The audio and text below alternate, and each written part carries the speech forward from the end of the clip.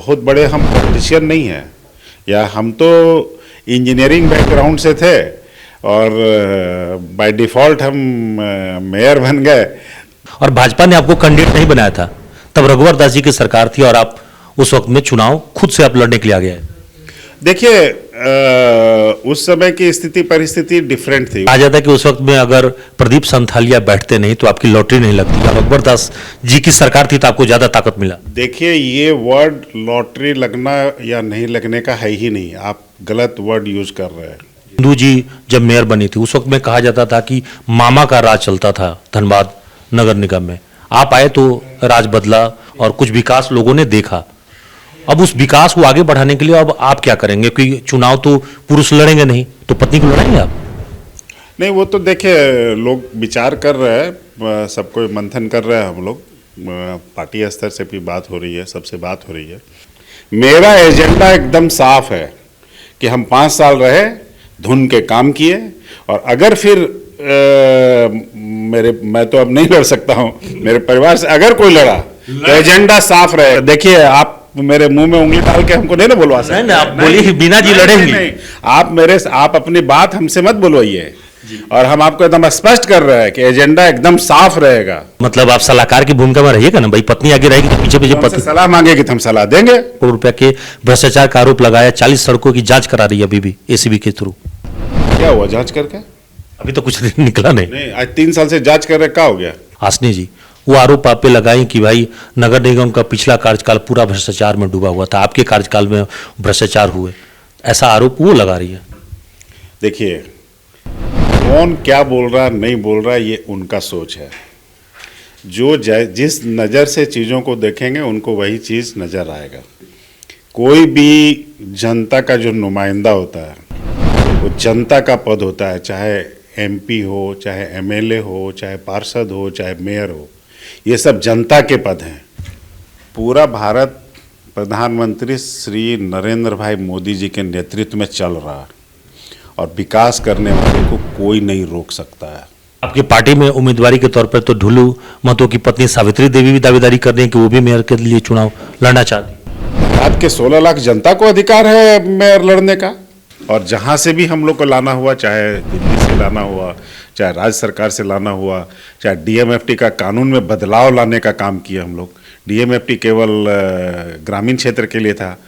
काम का तो लंबा, मैं आपको 500 काम गिना सकता हूं जो काम नहीं हुआ धनबाद नगर निगम में।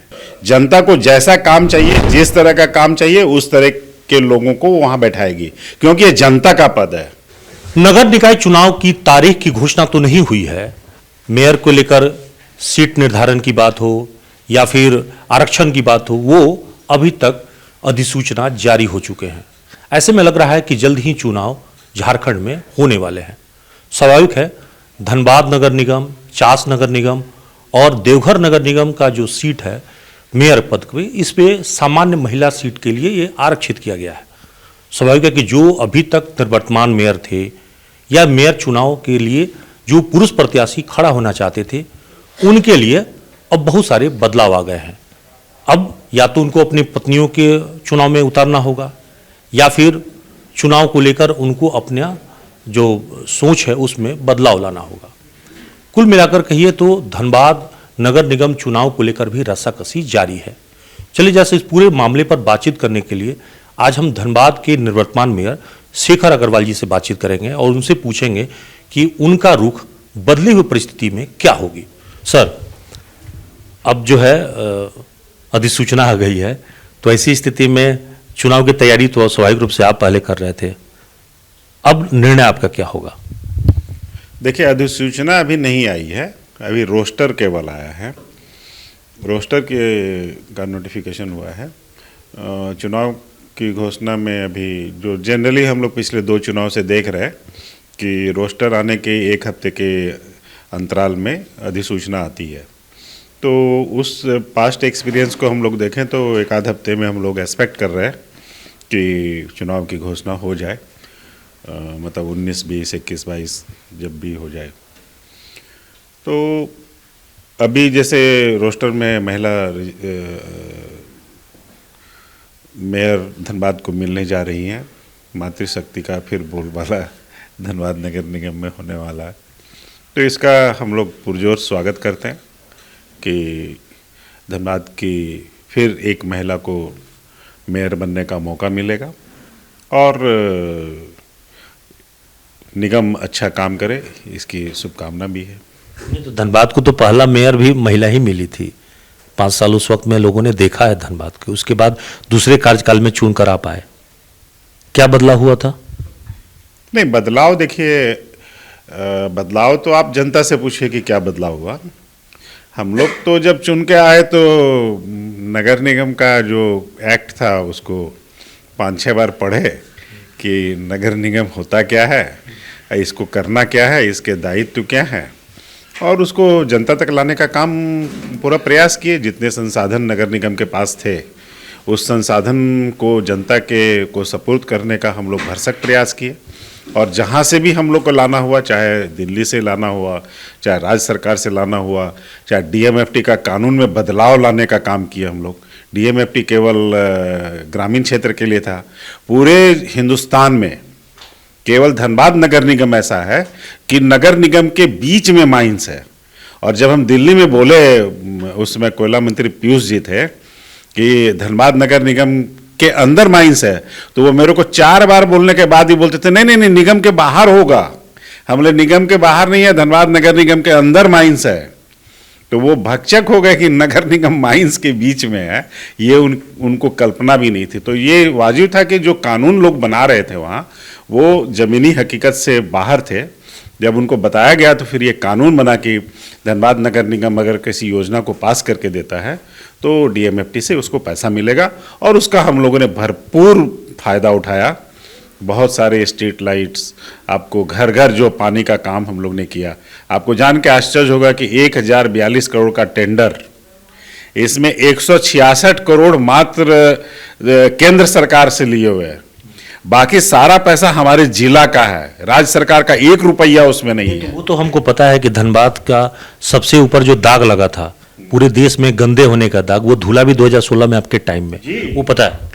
तो वो तो देखिए, जब हम लोग आए तो यहाँ 100 के आसपास निगम के कर्मी थे। पता ही नहीं था पटरी कहाँ है और गाड़ी कहाँ है, गाड़ी को पटरी पे लाना। पहले वाला जो आपके पहले वाला जो शासन था, उस वक्त में भी इंदू जी जब मेयर बनी थी, उस वक्त में कहा जाता था कि मामा का राज चलता था धनबाद नगर निगम में।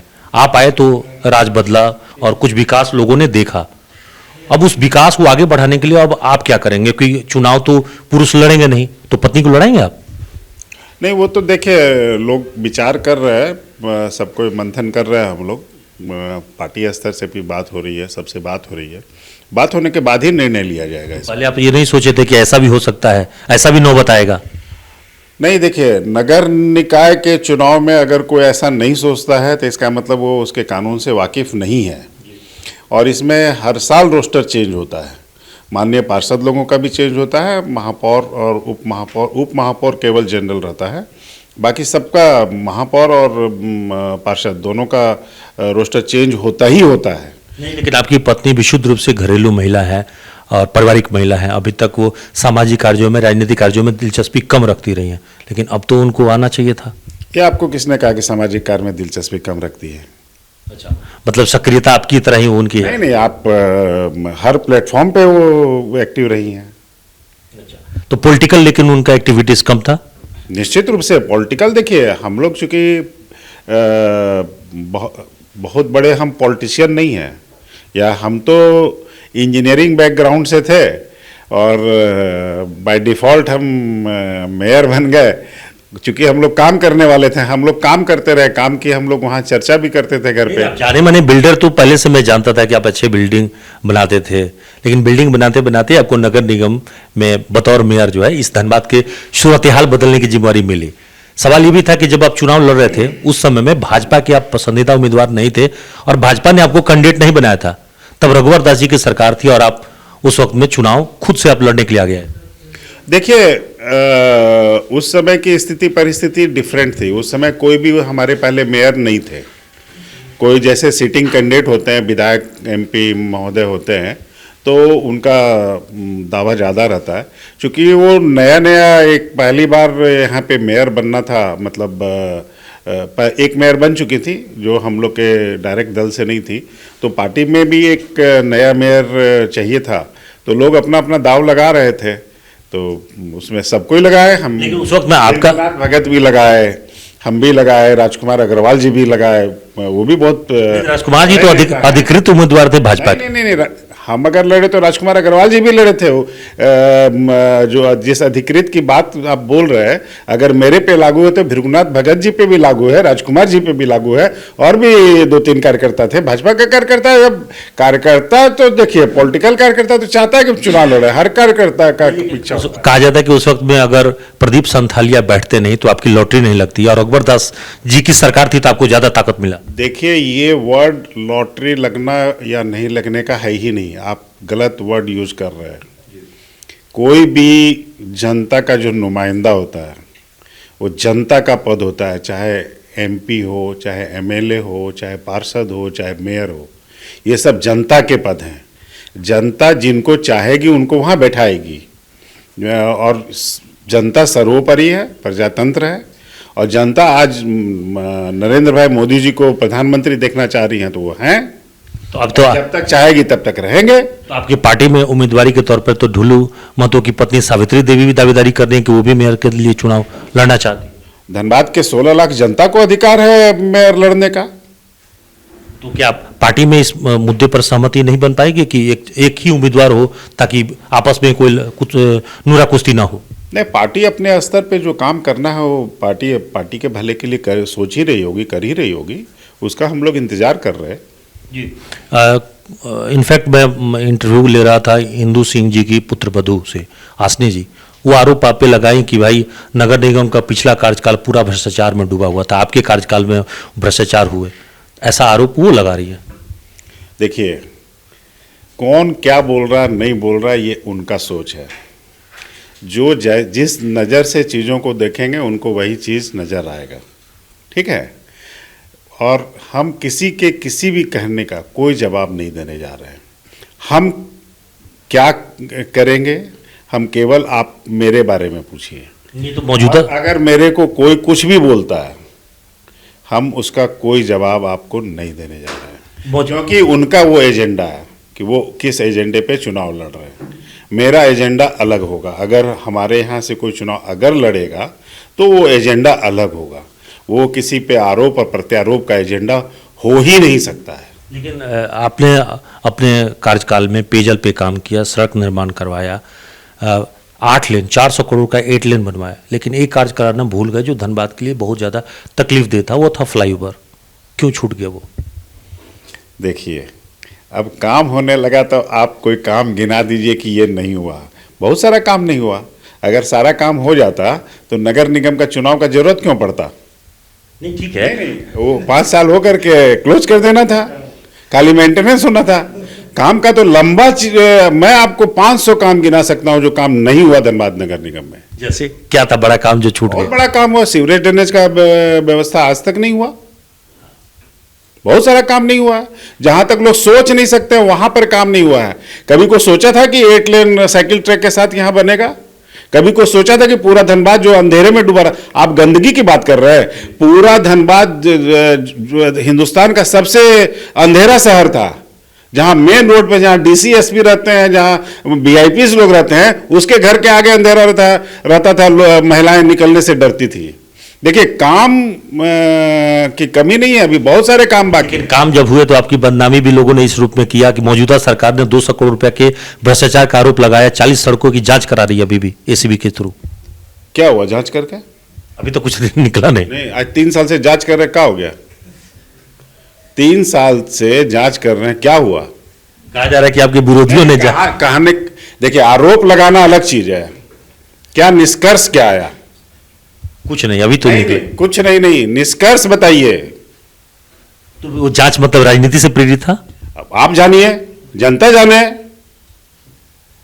मतलब काम कराने वालों को लोग इसे भी मने करते हैं। देखिए, क्या करते नहीं करते हम आपको बताए ना, हम इसमें एकदम नहीं पढ़ना चाहते हैं। मेरा एजेंडा एकदम साफ है कि हम 5 साल रहे, धुन के काम किए, और अगर फिर मैं तो अब नहीं लड़ सकता हूं, मेरे परिवार से अगर कोई लड़ा तो एजेंडा साफ रहेगा। क्या पत्नी बोले ना, अगर लड़ा तो एजेंडा साफ रहेगा। साफ साफ बोले ना कि पत्नी वीणा देवी चुनाव जीतेंगी तो देखिए, आप मेरे मुंह में उंगली डाल के हमको नहीं ना बुलवा सकते। नहीं, आप बोलिए वीणा जी लड़ेंगी। नहीं, आप अपनी बात हमसे मत बुलवाइए। और हम आपको एकदम स्पष्ट कर रहे हैं कि एजेंडा एकदम साफ रहेगा। कौन सा काम है जो सबसे पहले होगा? वीणा जी करेंगी, वो आप नहीं, वीणा जी के नाम से होगा। वो जाने कि वो कौन सा काम पहले करेंगे, हम उस पर नहीं। तो मतलब आप सलाहकार की भूमिका में रहिएगा ना भाई, पत्नी आगे रहेगी तो पीछे पीछे हमसे पत्नी। सलाह मांगेगी तो हम सलाह देंगे। अभी आपके काम में सलाह देती है ना वो? हाँ? पत्नी देती है ना सलाह? सलाह देती है कि नहीं देती है, पहले बताइए। कुछ काम करते हैं पूछते हैं कि नहीं? हम तो आपसे भी पूछते हैं। ठीक बात है।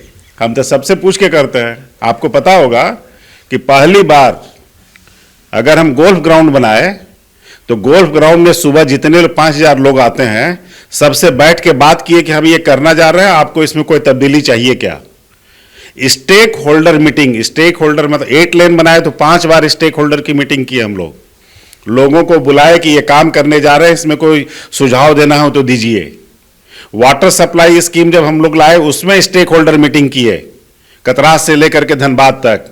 हम लोग जितनी भी योजना लाए अपने 5 साल के कार्यकाल में, थोपा थोपी नहीं किए है, केवल पार्षद और बोर्ड से नहीं किए हैं, पब्लिक डोमेन में जाके पब्लिक का ओपिनियन ले करके और उन्होंने जो ओपिनियन दिया उसको रेक्टिफाई करके हम लोग काम किए हैं। हम लोग, आप एक व्यक्ति की सलाह मत समझिए, पूरे देखिए डेमोक्रेसी है, डेमोक्रेसी में पब्लिक जो चाहेगी वो काम होगा। तो इसका मतलब है कि अगर पत्नी वीणा जी चुनाव जीतेंगी तो विजन मेयर शेखर अग्रवाल का जो है वो आगे भी होगा। देखिए, विजन तो पब्लिक का होता है। पब्लिक क्या अपने नेता से चाह रही है, नेता को वो समझना होगा और वो काम करना होगा। नहीं तो आपके कार्यकाल में धनबाद की जनता ने विकास का रस जो है पान किया है, अब वो रसास्वादन जो है ना आगे भी लोग चाहेंगे कि काम हो, वो काम जो अभी तक अधूरा है उसको और तेजी से लाना चाहेगा, तो इसके लिए तो आपको आगे आना ना पड़ेगा। देखिए, मेरे को नहीं आगे आना होगा, इसके लिए जनता को आगे आना होगा। जनता को जैसा नुमाइंदा चाहिएगा वैसा जनता वहां पे अपना नुमाइंदा देगी। जनता को जैसा काम चाहिए, जिस तरह का काम चाहिए, उस तरह के लोगों को वहां बैठाएगी, क्योंकि ये जनता का पद है। जनता जनार्दन है, उसको अपना प्रतिनिधि वहां पे चाहिए, जन का प्रतिनिधि चाहिए। जनता को जैसा जनप्रतिनिधि चाहिए, जनता वैसा जनप्रतिनिधि बैठाएगी। अभी आपके सहयोगी के तौर पे अगर हम देखें तो भाजपा के ही विधायक हैं और सांसद हैं, उन लोग का भी सहयोग मिलेगा आपको? हमेशा एक दूसरे का लोग सहयोग करते हैं, पूरा मिलेगा सहयोग। देखिए, ये तो पार्टी बेसिस पे सहयोग होता है। तो अब कुल मिलाकर कहें कि पार्टी के आधार पे आप लोग चर्चा करेंगे और चर्चा के बाद जो है वो विधिवत रूप से घोषणा करेंगे? ये हम नहीं बोल सकते, ये तो पार्टी की तरफ से होता है कि पार्टी अपना किस तरह से चर्चा करती है। ये एजेंडा हम लोग नहीं फिक्स करते, व्यक्ति नहीं फिक्स करता है, वो तो पार्टी का मामला, पार्टी अपना एजेंडा तय करेगी। लेकिन पिछले बार जब आप मेयर बने थे तो आपके साथ एक अच्छी बात थी कि सरकार भी आपके अनुकूल थी, भाजपा की शासन मौजूदा राज्य में थी। अब जो है वो विपरीत स्थिति है। अगर आज आपकी पत्नी मेयर बन भी जाती हैं तब भी अगर प्रतिकूल स्थिति रहेगी तो क्या जो एजेंडा आपका है विकास का वो पूरा हो पाएगा? पूरा भारत प्रधानमंत्री श्री नरेंद्र भाई मोदी जी के नेतृत्व में चल रहा है और विकास करने वाले को कोई नहीं रोक सकता है। तो जहां जोत पड़ेगा, हाथ पैर जो पकड़ना पड़े, लेकिन लाएंगे विकास। पूरा भारत प्रधानमंत्री श्री नरेंद्र भाई मोदी जी के नेतृत्व में है, अब विकास करने वाले को कोई रोक नहीं सकता इस देश में। तो अगले बार जैसे ही वीणा जी बनेंगे, हम पहला ये मान के चलें कि फ्लाईओवर जो अधूरा काम है वो पूरा होगा। देखिए, आप एक नाम पे आ रहे हैं, कौन बनेगा नहीं बनेगा ये जनता तय करेगी। जनता को पहले तय करने दीजिए कि उनका महापौर कौन होगा, उनके पार्षद कौन होंगे, कैसा वो बोर्ड का गठन करते हैं, उसके बाद काम की बात होगी कि किस तरह के काम होंगे। तो अधिकांश पार्षदों से जो बात हो रही है या जिन लोगों का आपके समर्थकों से बात हो रही है, सब तो कह रहे हैं कि आप आगे बढ़िए, आपके पीछे सब लोग खड़े हैं। पार्षद महोदय से को हम ये बुलाए थे कि उनके जो वार्ड में 8 करोड़ 10 करोड़ 20 करोड़ का काम हुआ है उतना ही नहीं हुआ है। हर वार्ड में अगर आप एवरेज ले लीजिए, अगर आप 8 लेन को एक वार्ड में जोड़ दीजिए, अगर आप 1042 करोड़ के वाटर सप्लाई को वार्ड वाइज जोड़ दीजिए, अगर आप स्ट्रीट लाइट को वार्ड वाइज जोड़ दीजिए, अगर आप प्रधानमंत्री आवास को वार्ड वाइज जोड़ दीजिए, तो ये एक वार्ड में 50 को 60 करोड़ से ऊपर का काम हुआ है मिनिमम। तो ये जैसे लोग चुनाव में जाते हैं, जनता को बताते हैं, जो भी चुनाव में जाते हैं जनता को बताते हैं कि भाई हमने ये काम किया है, तो हमने इनको भी एक फीडबैक देने का काम किया जो कि इनके भी जहन में नहीं था, ये कैलकुलेशन नहीं था। और मेरा फर्ज था कि चूंकि मैं मेयर रहा 5 साल, जब एग्जाम देने के लिए लोग जा रहे हैं परीक्षा देने के लिए, तो उनका प्रिपरेशन बहुत मजबूत होना चाहिए, तो वो प्रिपरेशन हम मजबूत करवा रहे थे। नहीं, लेकिन ये भी तो है कि बहुत सारे लोग जो अभी आकर्षण देख रहे हैं, निगम में पहले बजट कम हुआ करता था, अब 1000-2000 करोड़ का बजट होता है, इसकी बहुत भारी भरकम राशि जो है खर्च होती है। तो अब लोगों को लगता है कि नहीं, मेयर वाला जो पद है वो बहुत लाभकारी पद है और यहाँ पे खाने कमाने का कमीशन का बहुत बड़ा स्रोत है, ऐसा भी लोगों को लगता है। इसीलिए इस पद पर लेकर लोग ज़्यादा से ज़्यादा आना चाह रहा है, बहुत लोग मैदान में आ गए हैं। इस पे हम कुछ नहीं बोल सकते हैं, ये तो इस पे हम क्या बोल सकते हैं? मतलब काम की इच्छा की, मतलब वाकई समाज सेवा की भावना से रहती है। नहीं, आप जैसा क्वेश्चन कर रहे हैं इसमें हम क्या बोले, ये तो आपकी बात है और लोगों का, इससे हमको कोई लेना देना नहीं है कि कौन क्या सोच के आ रहा। जी, तो मतलब फाइनली आप कब तक अपने नाम की घोषणा, पत्नी के नाम की घोषणा कब तक कर देंगे? हम लोग सब विचार कर रहे हैं, विचार करके जल्द हम लोग पब्लिक डोमेन में आएंगे और अपनी भावना को, जो पब्लिक की भावना होगी, जो चारों तरफ से हम लोग बात कर रहे हैं, उससे हम लोग अवगत कराएंगे। ढोलू जी से बातचीत हुई है इस मुद्दे पर कि अपनी पत्नी को चुनाव लड़ा रहे हैं, या इस मुद्दे पर आपके साथ सहमति हो जाए कि भाई हम लोग में से कोई एक ही खड़ा हो, ऐसा चर्चा किया अभी? ना, हम लोग इस तरह का कोई चर्चा नहीं की। तो अभी आप पूर्व मेयर शेखर अग्रवाल जी को सुन रहे थे, जो बता रहे थे कि नाम की घोषणा वो अभी तक नहीं कर पा रहे हैं क्योंकि पार्टी स्तर पर इसकी चर्चा होगी, लेकिन इनकी पत्नी वीना अग्रवाल स्वाभाविक रूप से दावेदार हैं। अगर ये चुनाव नहीं लड़ते हैं तो पत्नी वीना जी को चुनाव लड़ा सकते हैं और हम ये उम्मीद करते हैं कि जो काम इनका सपना अब तक अधूरा है वो अपने पत्नी के जरिए पूरा करेंगे। फ़र्क यही होगा कि अभी तक स्टीयरिंग जो है वो अभी तक ये चला रहे थे गाड़ी, अब पत्नी चलाएगी और पीछे ये बैठेंगे। सहयोगी निकुंज के साथ अभिषेक कुमार, न्यूज़ ANP, धनबाद।